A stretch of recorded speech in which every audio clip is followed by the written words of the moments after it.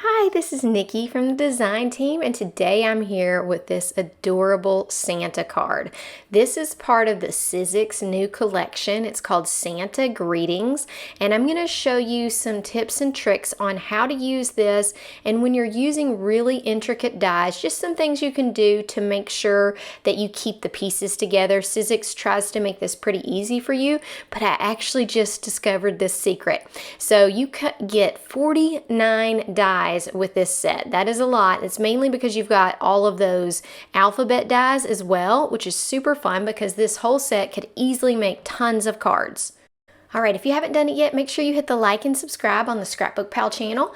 The way that I like to organize these dies is to grab a magnetic sheet, and I am going to do two different sheets because there's so many dies. So I'm going to split it up into the Santa and the alphabet. And when I organize an alphabet on like a magnetic sheet, I try to put the alphabet in order. It just makes it easier for you to grab your sayings. And we've got such intricate dies here with Santa that you want to get them all laid out so you can make sure you have the appropriate pieces. So don't throw away your sheet that has the picture because it's a nice reference of what's going on. So this is the whole sheet of all the Santa pieces. I'm going to put all of the alphabet in order, and then we'll get into putting this together. Okay, now that I've got these laid out, my next step is to figure out how many things can fit on a card. So I love to use my grid mat and figure out, it looks to me like you can do 2 layers of words. A lot of people have this little Santa holding the words, but I wanted him to stand here and have words around him. So it's good to use this to know, okay, he's exactly an A2 size with his reach, maybe slightly less.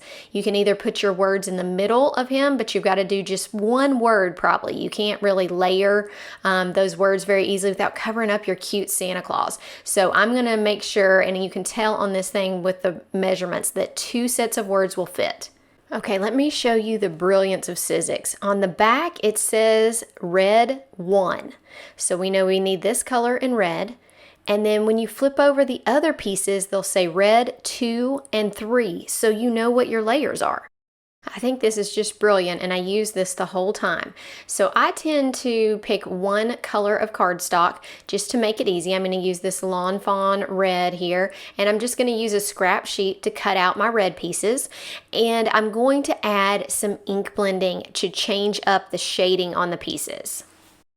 Okay, here are the pieces that we get in the red. You want to keep them separated so you know what goes to what. And now we're going to add some ink blending. You need to decide which is going to be your darkest. I tend to make the back layer the darkest, so my red Santa is going to be my darkest option, and then layer number 2 is going to be second darkest. I'm going to use 2 colors on Santa and 1 color on my second layer, and that's going to be Lumberjack Plaid, and it's just a little bit darker than this red paper, so it gives it a nice depth. And so I'm just going to shade the edges and move in towards the center. And like I said, my second layer is just going to have lumberjack plaid, and my first layer, the big Santa, is going to have some lumberjack plaid and some black soot. So to add the black soot, you want to be very careful. I'm using a tiny brush, and I'm just barely going in on these edges. And this is just to give it a little bit more shadowed look and make kind of a spotlight in the center. So I'm just bringing this in where the red is going to be, because you could go black soot all over it. But remember, you've got parts that are flesh colored, parts that are white. So I'm just taking care of what is red on this little Santa guy and adding that black soot there. Now I'm going to go ahead and start assembling the red pieces, even though I haven't cut out everything else. And the reason is because 1, I don't want to lose pieces. So it's just nice to go ahead and have them attached. But 2, it makes your puzzle pieces. So if you get these attached correctly, you just fill in the spaces. I did add a white backer of just plain cardstock to the back of this because I felt like it just needed a little bit more bulk, and I really want this guy to stand out. So I did just cut out 1 more of those, add a white backer, and then put all my red pieces on.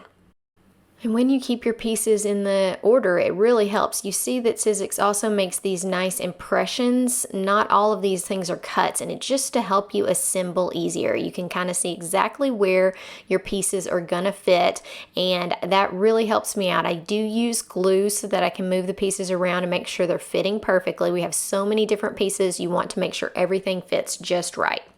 So once I have this done, now I have cut out the gray pieces, and I went with a really light gray. You may have trouble telling that it's gray, but I just thought it needed to be kind of similar to the white that I was going to use to be a great shadow, because really this gray is the shadow on a lot of the white pieces. So I used a little trick here where I used a double-sided Post-it note to stick some of my pieces to.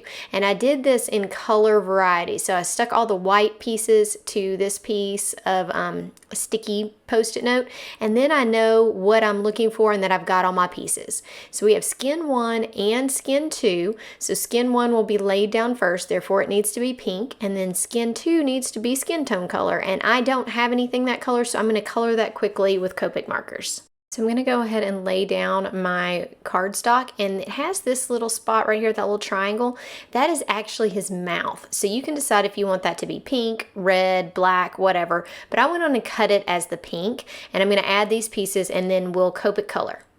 So that sticky note's going to come back to play here when we Copic color these. I'm just using E00 and E11, and those are just going to be quick, simple Copic coloring. So I'm using this double-sided sticky piece of paper to hold these tiny pieces, and then I'm coloring them in. So that's just one of those things. If you had a sticky mat or anything else, it's just nice to have something that holds on to your paper. So I'm doing a base color of E00 on the face and the little ears, and then I'm going to go back in and take in from the edges the E11.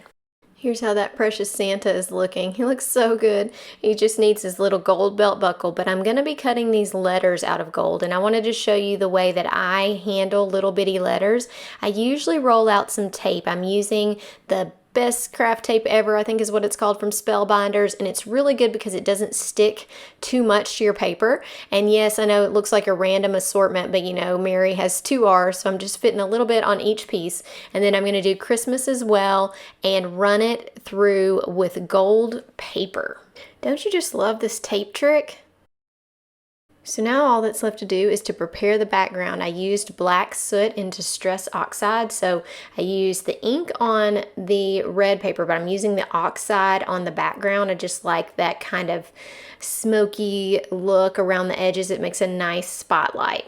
The only thing else I did to the background was add some gold splatter, and that was just because I'm using gold letters and I'm going to have a little gold belt buckle on Santa, and I just thought it needed to tie together just a little bit better, so I just did some general splatters and let those dry.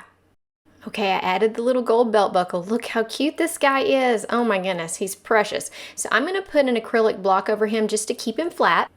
Now using these little letters and this big Santa, you've got just enough room on the card. So what did I do? I used some Post-it note tape. Any type of tape that holds and doesn't cause any problems with your gold is fine. And then I'm going to put these, I can see through the tape and tell where the letters are. So one, I can line the letters up in a pretty good line, but also I can see exactly where those letters are, so I know how to place this Santa, because you don't want to run out of room for your letters in your Santa. And these pieces of tape work well when it's time to tape down your letters as well, because you can take them off here, add some glue. You know, you could also use some kind of double-sided adhesive. I just like to use glue, so I've got a little freedom to move them around if I need to. But this piece of tape works great. I can just set the tape back down on my card and slowly press my letters into the card until they stick with the glue. So I press down on them a little bit, and then I'm going to slowly pull the tape off because, you know, I just let that glue dry for only like maybe 10 or 15 seconds, but I give them a good pressure, and then I slowly lift off so that I'm not pulling any of the letters off at the same time. Look at how great that works. You see the R I've got to press on just a little bit longer, but it keeps it in the right place. It's so much easier to do that. Yay! Okay, here's the final card. I just love how it turned out. These Sizzix dies give you so many different layers. It looks amazing in person, and I love this color combo. I hope that you enjoyed being with me today. Make sure that you find me out on social media. I'm Nicki Baxley, and I loved being here. Make sure you hit the like, subscribe on the ScrapbookPal channel, and all of the things that I used in this video will be linked in the description, so check those out. Have a great day. Bye!